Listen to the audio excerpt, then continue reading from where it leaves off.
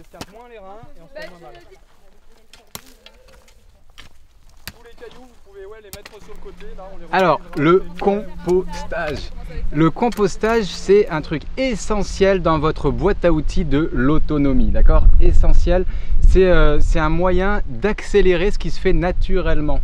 Vous avez vu, vous avez commencé à parler du sol ce matin, vous avez vu que les choses se passent très bien sans nous aussi. Mais il se trouve qu'on fait partie de tous ces micro-organismes qui courent sur la surface de la Terre et qui pouvons participer ou non à la décomposition et recomposition de la matière organique.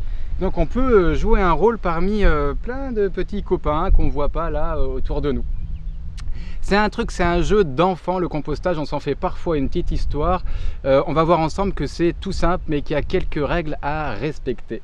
Alors, ces règles à respecter, déjà, c'est comme, prenez l'image d'un sandwich, d'accord? Vous prenez un sandwich, c'est pas une tartine, c'est un sandwich. Vous prenez du pain, de la salade, de la tomate, des oignons si vous voulez, et du pain. Touk, touk, touk, d'accord? Du sec, du carbone, du vert, du frais, de l'azote et du carbone. Puis on va faire des sandwichs comme ça, on fait des couches dans le... Comme ça, il y a un bon équilibre. On en veut à peu près pareil, autant du carbone, de l'azote, mais dans la matière azotée, elle est souvent pleine d'eau, donc on en met un peu plus en volume. D'accord? C'est pour ça que souvent on dit qu'il faut 2 fois plus de volume azoté pour la moitié de carboné, parce qu'il y a de l'eau. En fait, on veut un équilibre. On pourrait faire des trucs savants et tout, mais dites-vous à peu près pareil. Donc, ok, on met 2 fois plus de volume quand c'est frais. Et puis voilà, et puis on veut associer les deux. Prenez l'azote comme, on va dire, le carburant de la machine, comme ça. Et puis le carbone, ça va être les briques qu'on déconstruit pour reconstruire et pour aller... Voilà, donc c'est le carburant pour déconstruire tout le petit Lego qui a été fait, le Lego du vivant. Donc on veut mettre un peu de carburant à tous les étages, clac, clac, clac, c'est bien équilibré. Et, il va y avoir du monde pour travailler, ça vous inquiétez pas, ils sont là un petit peu partout, même si on peut ensemencer tout ça. Et puis, tous ceux qui vont travailler là, qui vont bouffer de l'azote pour pouvoir décomposer ces chaînes carbonées, ces sucres, et tout ce petit monde, qu'est-ce qu'il leur faut? Comme vous et moi, de l'air, de l'oxygène, de l'eau. Ok, il faut juste ces 2 ingrédients et c'est parti. Donc s'il y a suffisamment d'air et d'eau pour tout le monde, tout se passe bien. À partir du moment où on a trop d'eau, ça veut dire qu'il n'y a plus d'air, plus d'oxygène et ça mouille, ça rafraîchit, ça refroidit. On remet de l'oxygène, ça y est, c'est la combustion de l'oxygène, c'est reparti, ça chauffe, il y a de la vie, ça travaille. Ok, donc de l'air et de l'eau.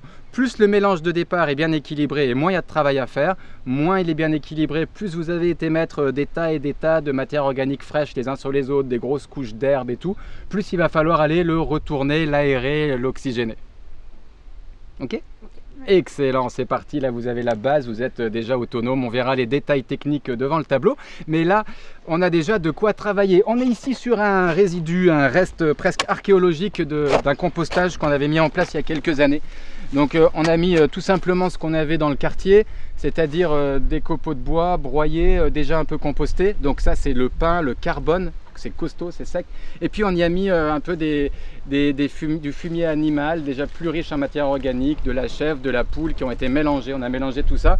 Ça a fait un gros tas, ça a chauffé et ça nous a fait du compost. On est venu se servir en compost, on avait un gros tas ici qu'on est venu retourner une fois. Et puis là on arrive sur la fin et hier on a voulu planter nos tomates dans la serre et puis on s'est rendu compte que c'était pas très joli. Effectivement, il y a quelques brouettes qui se sont fait un petit peu retoquer. Regardez, là c'est pas beau, là au bout de 2 ans on a encore de la matière qui est pas bien décomposée, voire même des grosses boules humides, très humides. Donc ça c'est pas très sain. On voit qu'il a manqué d'oxygène. C'était le fond du tas, même le bas du terrain. Donc toute l'eau qui est sortie de toute cette matière vivante, toute l'eau voilà, qui était là, elle a coulé, elle s'est accumulée là au fond. En plus il y a eu un espèce de blocage et puis ça s'est concentré. Vous voyez, du compost, la bonne texture du compost, c'est quand vous pressez et que vous sentez un petit peu d'humidité. Donc là on y est presque parce qu'il n'y a plus le gros tas dessus, mais pendant longtemps c'était pas le cas, donc ça a plus travaillé. Ok. On a vu avec Samuel que le compost, ça pouvait être quelque chose de contre-productif, voire de polluant. Vous vous souvenez? Il a jeté un petit peu un pavé dans la mare. Oui, le compost, ça peut être polluant parce qu'on concentre. Tout ce qui est concentré dans la nature, c'est polluant. Et nous, qu'est-ce qu'on fait là? On concentre, on fait ce qui se fait de manière très étendue, très étalée, un peu partout, mais c'est concentré à un endroit. Alors on le concentre, ça permet d'accélérer le process, ça permet de concentrer l'attention et l'énergie. C'est un avantage du compost et c'est souvent pour ça qu'on le fait. On concentre aussi tous les nutriments qui en deviennent presque polluants. Regardez ce que vous avez à vos pieds. Ça s'appelle des lixivias. Tout marron, tout chargé, tout riche. C'est à la fois de l'or et du poison. Ouais, on va arroser ça. D'accord? Donc c'est de l'or et du poison parce que c'est hyper riche. Potentiellement, ça pourrait nourrir beaucoup de plantes, mais concentré comme ça vient polluer les nappes phréatiques, voire brûler les racines des plantes. C'est pour ça qu'on a fait cette tranchée, cette rigole. On n'avait pas fini, on voulait mettre un récipient au bout. C'est pour ça aussi que maintenant, il y a pas mal de stations de compostage qui sont interdites et on est obligé de mettre une dalle béton, de récupérer ce qui coule.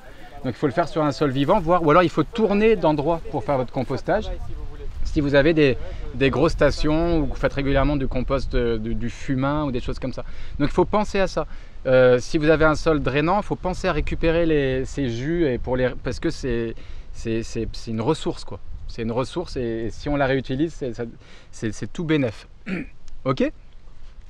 Voilà, vous savez tout. Maintenant, passons à l'action. Vous allez mettre vos habits de super micro-organismes et on va s'activer dans le tas de compost. Nous, il faut qu'on reprenne tout ça. Votre mission de micro-organisme, ça va être de régénérer ce petit tas de compost. Okay.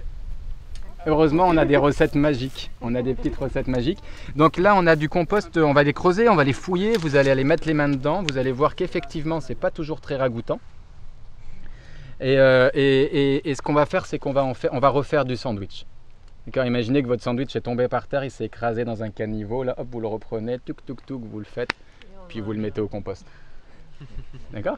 Donc, on va faire ça.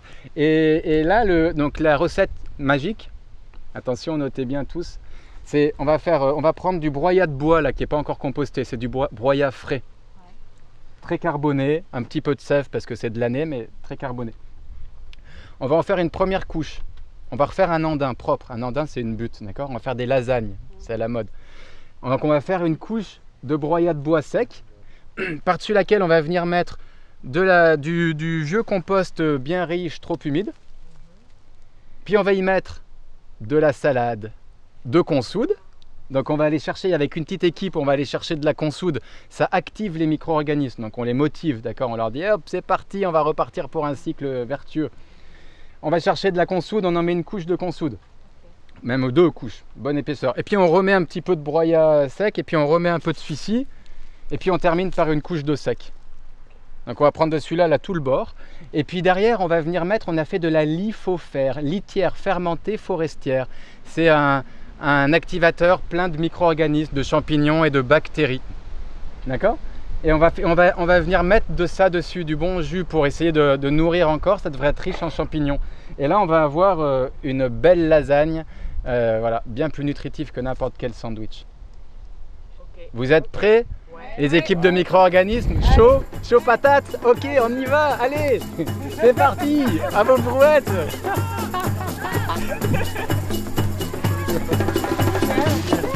Le mec. Moi je vais aller Regardez.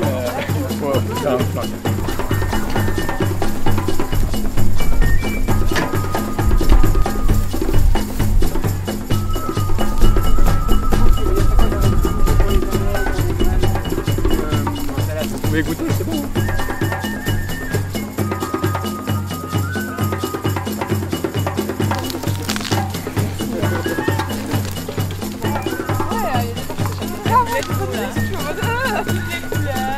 C'est tout juteux là. Ouais, jus, ça fait plus de contact d'accroche pour les micro-organismes. On va le broyer.